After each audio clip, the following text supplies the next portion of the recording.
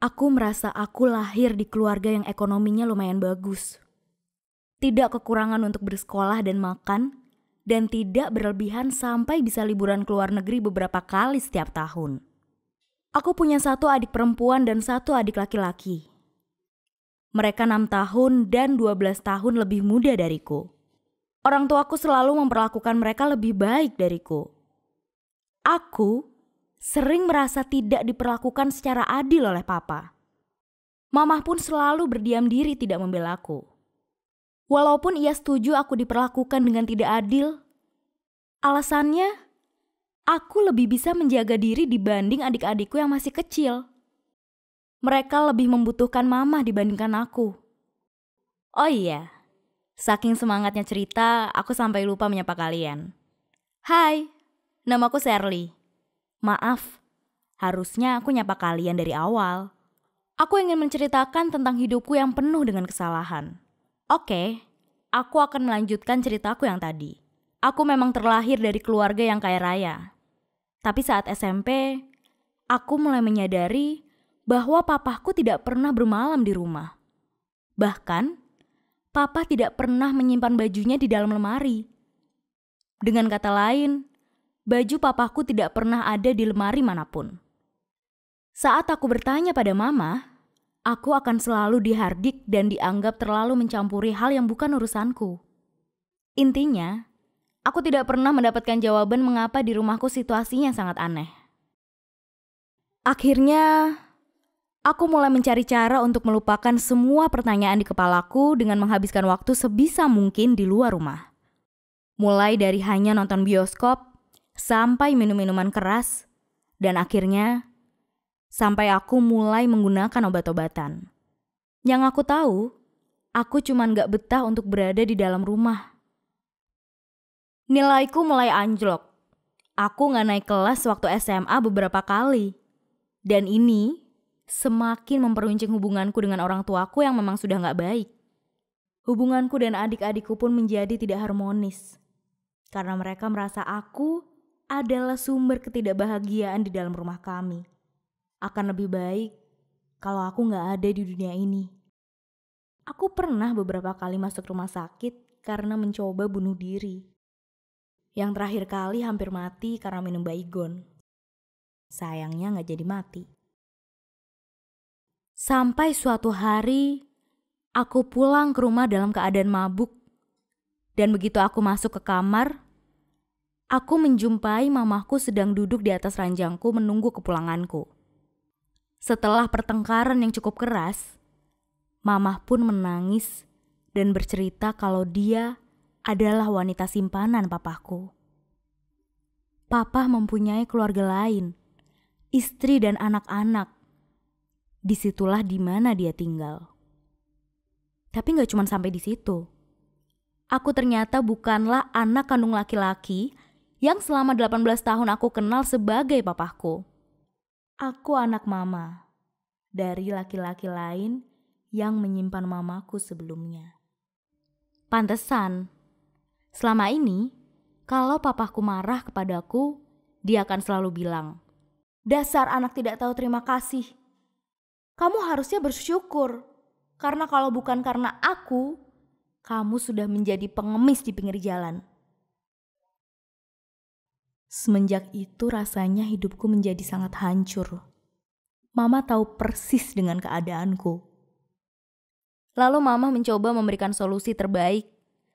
Menurut dia, mama mengenalkan aku dengan salah satu pelanggannya dulu sebelum menjadi wanita simpanan. Sebut saja Om X. Om X ini salah satu orang terkaya di Indonesia.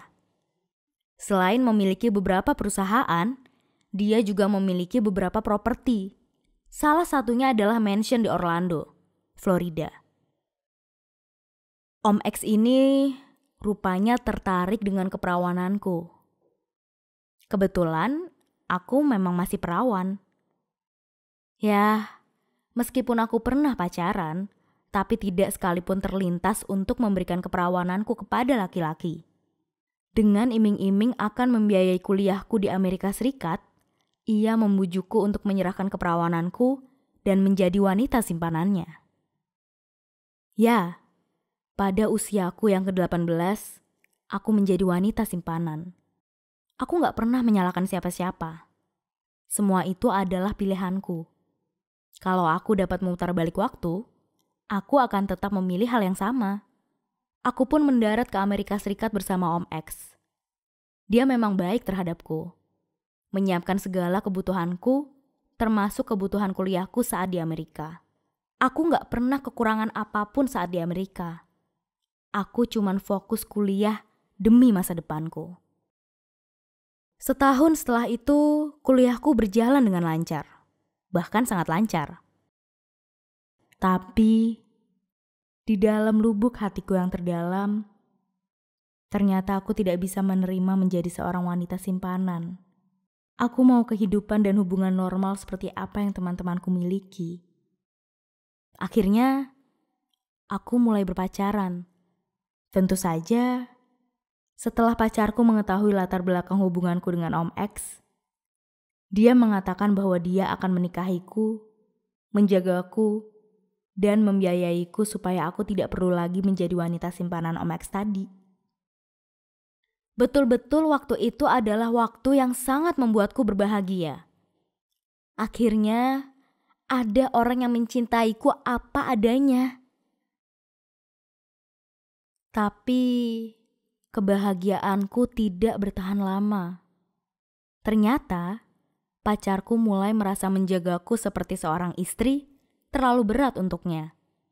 Bukan hubungan seperti ini yang dia butuhkan dari seorang pacar. Karena aku sudah memutuskan hubunganku dengan Om X, aku gak punya pilihan lain selain tetap bersama dengan pacarku.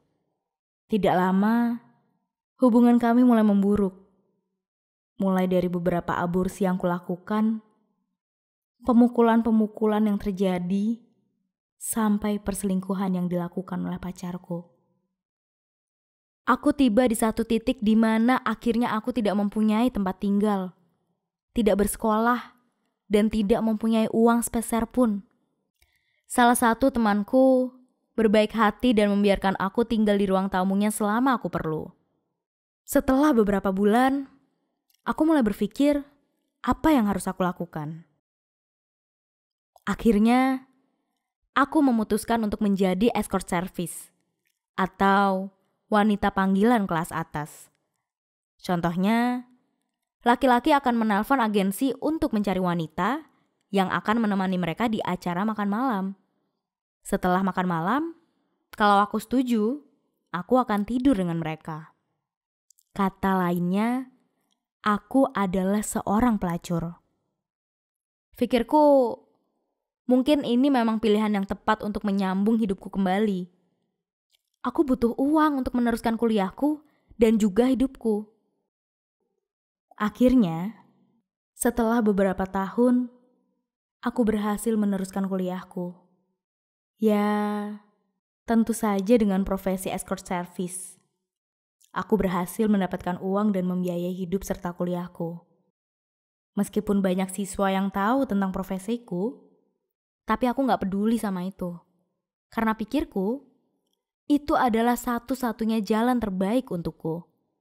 Belum lagi, mamaku tidak mau membantuku. Dia masih saja tidak peduli dengan kondisiku. Setelah beberapa bulan lulus kuliah, aku masih menjadi escort service. Tapi semakin kesini, hati kecilku kembali memberontak dan aku memutuskan untuk kembali ke Indonesia dengan pikiran hidup bersama mama kembali akan lebih baik daripada menjual diri. Tapi, sesampainya di rumah, rupanya mama masih belum bisa menerima atau memaafkanku. Mama mengusirku dari rumah. Katanya, takut kalau papa sampai melihatku. Ternyata, sampai saat itu pun, papa masih membenciku karena aku bukan anak kandungnya. Setelah aku kembali ke tanah air, aku mulai berkonsentrasi untuk bekerja.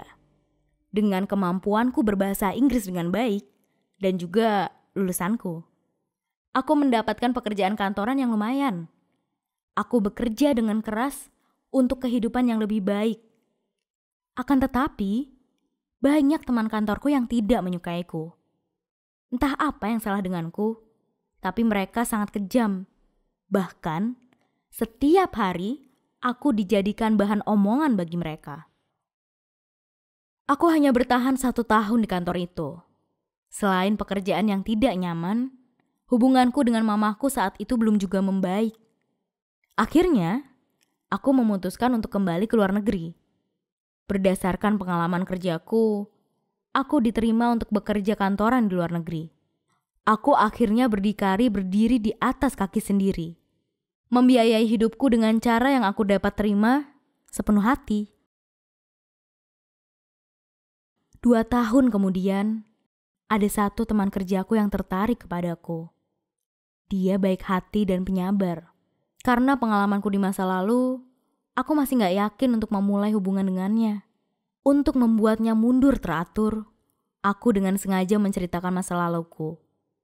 Aku berharap dia akan merubah pikirannya untuk dekat denganku. Seperti laki-laki lainnya dalam hidupku. Tapi dia beda. Dia masih tetap tertarik denganku. Dia mengatakan masa laluku tidak penting untuknya. Yang penting adalah sekarang dan ke depannya. Lalu, aku katakan padanya bahwa aku tidak tertarik untuk mencari pacar. Aku mencari seorang suami. Setelah terdiam sejenak, dia minta maaf belum menyiapkan cincin pertunangan untuk aku. Akan tetapi, dia akan bahagia sekali kalau aku mau menjadi istrinya. Dan memang benar, dia melakukan semua apa yang dia janjikan kepadaku. Dia melamarku. Dia memasangkan cincin ke jari manisku. Sekarang, kami sudah menikah selama 20 tahun dan sudah dikaruniai 2 orang buah hati. Laki-laki dan juga perempuan. Pernikahan kami jauh dari sempurna.